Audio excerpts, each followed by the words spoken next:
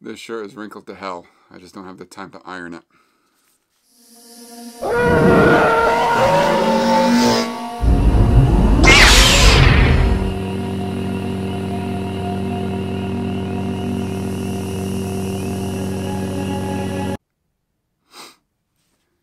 Hello, actually back in my basement.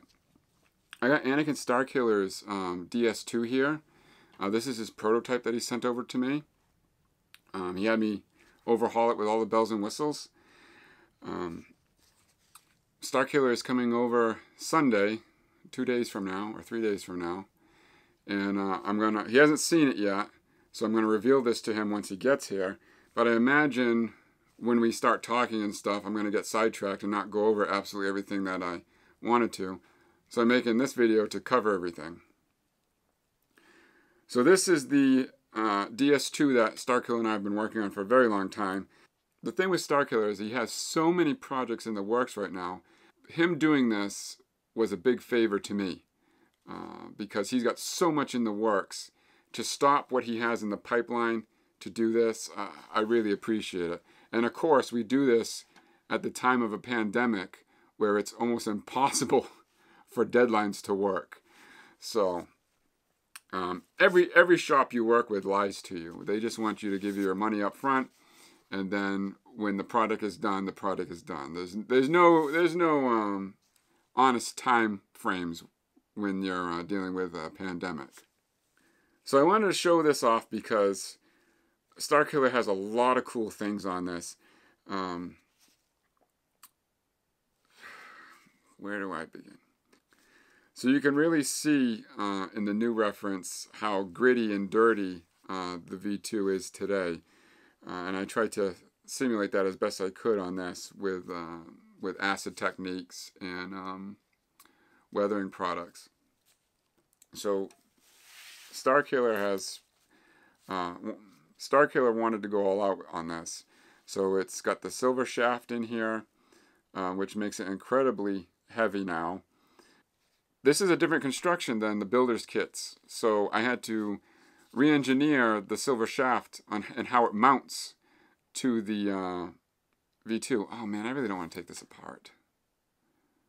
I'm gonna have to though. Dang it, I have everything in like perfect orientation. So I'll take the silver shaft out at the very end because this is in perfect orientation. I wasn't even thinking about that. I'm going to have to do it all over again. Anyway, so we got the spinning emitter. Machine the threads off so we can allow the emitter to spin. We got the scorch mark. All the paint chips are weathered and gritty. The underside has my stencils. I don't know if you can see that. My stencils on the underside. Let's see if autofocus works. The wind vane is, of course, Trooper Trent's color combination. I wouldn't use any other color combination but Trent's. We got Trent's gaffer's tape adapter, aged and stuck on there. Every single paint chip in the grenade section, or the ring section, is not random. This is all from reference that I have. And I built a special jig to hold the master in place while I transfer over every chip. These are all done by hand. They're not done by stencils. I don't have to remachine the rings anymore. I don't have to do that. We redesigned all the rings. They're exactly my spec. This is what I wanted. And I have to thank Starkiller for not questioning me, but really trusting me with everything and all my sketches and drawings that I sent him. So I really appreciate his trust on this. So when you get a V2 from me, this is what the ring section would be machined to. Now, the DS2, there's no more worrying about machining. The wind vane too. The wind vane is... I have to apologize. I'm dealing with a new camera and the battery died, so I had to change the batteries. So I'm going to just start back over on the ring section here and try and edit in as best as I can. The ring section is machined to my spec, so I don't have to machine anything. This area right here above the clamp, that is exactly how I wanted it. There's a little groove in the there's a little groove above the clamp section that is on the wood buck and then transferred over to the aluminum cast and almost erased when they machined it, when they machined the V2. But there's just a little bit there, which is one of the artifacts that proves that the V2 came from the aluminum buck. What's really cool about this is Starkiller supplied me with a clamp, a vintage clamp, and the vintage clamp already has the Kevlar scar on there. I didn't do any of that. That's all natural. I think he said it was off of a camera, a complete camera, and he bought the whole camera with the flash because of this clamp. We got Sloth's clamp card there, aged and weathered. The new booster section with the flare on the bottom, or the chamfer, should I say? I'm going to say chamfer on the bottom. Starkiller actually has a vintage cone knob, but he didn't send it to me, and I didn't want him sending it to me because the way that the mail is, it's too scary. So this is the DS2 cone knob, which is identical to the thin knurled vintage cone knob. You've seen in my previous videos of them. The DS2 cone knob screwed into a vintage cone knob, and you can't tell the difference. Especially if I put the photo in black and white, you won't be able to tell the difference. So he will put the vintage cone knob in when he picks it up, or when he gets home. If you have me do a V2, I'm going to push you to add the fishing line. So I put the fishing line on there for him.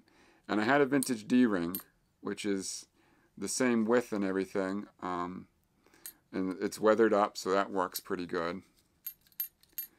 We got the physical damage on the bottom, along with the 5 famous dents on the emitter. There's 5 dents on this emitter. The real one has 5. The mystery chunk, vintage mystery chunk, and Starkiller's milling circle. I don't know if you guys can see that. I'm holding off on one thing, and this V2 is very special to me because it's not just Starkillers, because he's a friend of mine, but it also has a vintage lever on it. But that's a story for another day. So this is the DS2. Starkiller and I have been working on it for a while. Realistically, he cut the DS2 in line of all of his projects. And he has some wicked nice projects coming out. I feel bad and very selfish because he put the DS2 in front of all the other projects. And those projects could have been done. At least his next big project could have been done, but he used all that money to do the V2 run. So I just really appreciate him doing this, not just for me, but for the community too, because I seriously get messages every day asking when they're going to be back. So when are they going to be back? They're actually all here. The thing is Starkiller is a one-man show. He can't do it all by himself. Starkiller is coming up here Sunday. I'm going to help him extract some boot studs, assemble these kits, and then he's going to put them in the store. I will be releasing a video 24 hours ahead of time of when he puts them in the store for sale. So make sure you're subscribed to this channel and turn that notification bell on, because when I put the video up, you have 24 hours before they go live to grab one. This isn't a sales pitch. This isn't a scare tactic. But I'm being perfectly honest with you. I've gotten tons of messages over the past year and a half about builder's kits and when they're coming back. I had to really twist Starkiller's arm to do this. I can't promise you he's going to do this again. So if you're thinking about it, grab one before you regret it, because I don't know when the next time he's going to be able to do this. There is a wicked low number of these made. I've taken a good chunk for myself for future projects because I'm telling you, I'm afraid Starkiller won't do this again. So, and these are for myself, so don't come to me trying to buy my DS2s, because they're mine for my future projects. But I'm telling you, this isn't a scare tactic. If you want one, don't hesitate, because I don't know when he's going to do this again. So that pretty much wraps it up. I just want Oh boy, no, it doesn't wrap it up. I gotta take this damn thing apart for you guys. So I'm gonna disassemble it now and show you guys the new mounting system for the silver shaft. I'm going to we're going to start by removing the nipple screws. Put some bearings in the emitter.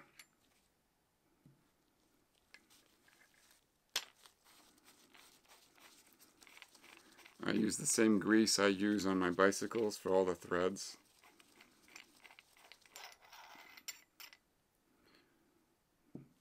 And then the silver shaft is mounted inside here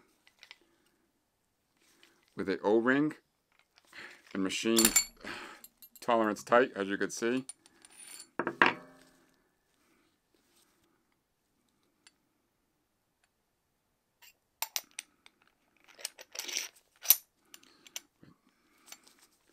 Now to put it back together.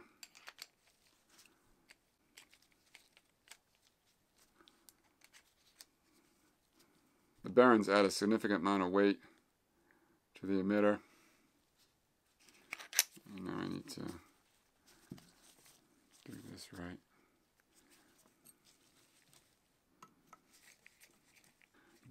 If you do get a DS2 from me, don't touch the thread, because the thread has a grease on it, and once you get that grease on your hands and get it all over the V2, it's not going to be shiny.